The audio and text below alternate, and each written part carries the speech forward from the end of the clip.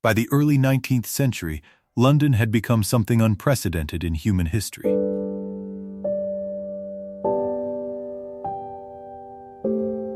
A city, but a concentration of people, labor, power, and motion on a scale the world had never seen before. More than 1 million people lived here by 1800. By mid-century, that number had doubled. London was no longer growing, it was compressing. The skyline was low, dense, and endless. Church spires rose above tightly packed rooftops. Factory chimneys punctured the sky, releasing coal smoke that never fully cleared. Daylight arrived muted, filtered through soot and haze. Even at noon, the city felt dim. The air carried a permanent weight, heavy with smoke, ash, and smell. The sound was constant, iron-rimmed wheels striking stone streets, horses snorting under heavy loads, vendors shouting, dockworkers calling, factory machinery rumbling behind brick walls. London did not have quiet hours. It moved continuously, driven by demand rather than daylight. In this video, modern AI tools are used to bring historic engravings, paintings, and early photographs to life, allowing us to move through London as it appeared in the 1800s. What you are about to see is not a nostalgic or romantic past. It is a city under strain, shaped by inequality, industry, and survival. This is London at the moment it became modern. Before industrialization accelerated, London was already powerful. It was the political heart of Britain, the center of empire, and a global trading hub. Goods flowed through its ports. Decisions made here shaped distant continents. Wealth accumulated in its West End, while labor concentrated in the East. But the city still functioned at a pace set by human limits. That balance collapsed after 1800. Factories multiplied along the Thames and its tributaries. Workshops filled courtyards and basements. Warehouses lined the riverbanks, storing goods from across the empire, sugar from the Caribbean, tea from China, spices from Southeast Asia, cotton from India and the American South. London became a processor of global resources, pulling materials inward and pushing finished goods outward. The population surged as rural workers abandoned agriculture and migrated toward wages. Immigrants arrived seeking opportunity or survival. Streets filled faster than they could be designed. Housing was constructed quickly and cheaply, with little concern for health or safety. Rooms were subdivided repeatedly. Cellars flooded. Attics overheated.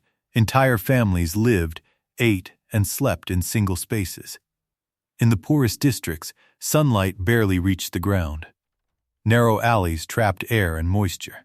Waste accumulated. Clean water was scarce.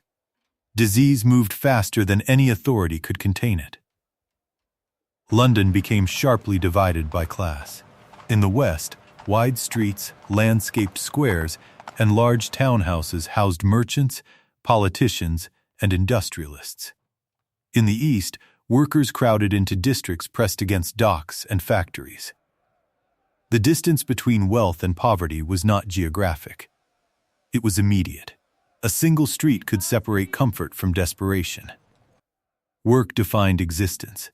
Men labored in docks, workshops, and construction. Women worked in factories, domestic service, and home-based piecework. Children worked wherever their bodies could fit. Factories, chimneys, warehouses. A 12-hour day was standard. Employment was unstable. Injury meant dismissal.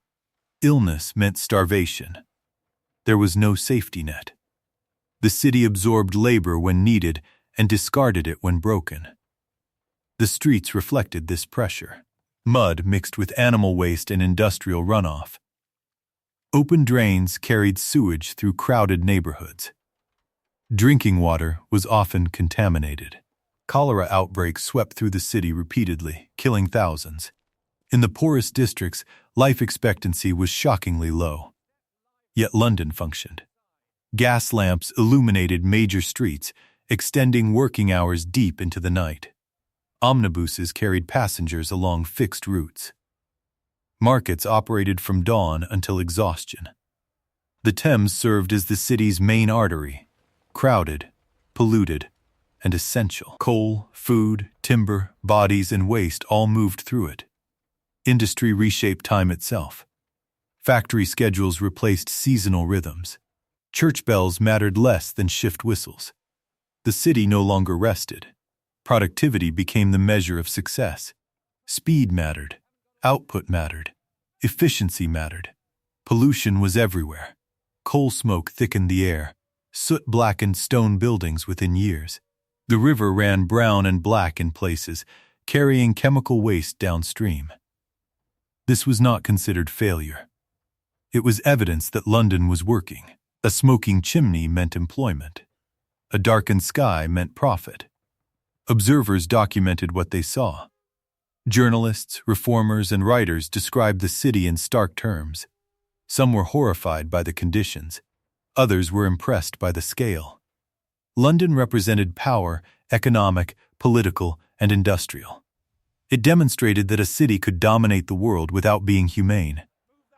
Reform came slowly and reluctantly. Public health acts addressed sanitation after repeated epidemics. Child labor laws limited the most extreme abuses. Sewer systems were constructed. Streets were widened. But these changes followed crisis, not foresight. The city evolved reactively, pushed forward by necessity rather than care. Railways cut through neighborhoods, displacing thousands. Stations became new centers of movement and control. What once took days by horse now took hours by train. London tightened its grip on the nation, pulling people, goods, and capital inward at unprecedented speed. By the mid-1800s, London was no longer unique. It was a blueprint. Other cities studied it, copied it, and feared it. The separation of wealth and labor, the concentration of production, the reliance on global supply chains, these patterns spread outward from London to Europe and beyond. London did not invent industry. But it revealed what happened when industry reshaped human life without restraint. This is London in the 1800s. Endless streets. Smoke-filled skies. Relentless motion. A city surviving on momentum. The modern world did not arrive gently. It forced itself into existence brick by brick, shift by shift, life by life. If there is another city, another era, or another moment in history you would like to see reconstructed, let me know. I would be glad to continue exploring the past with you. Thank you for watching.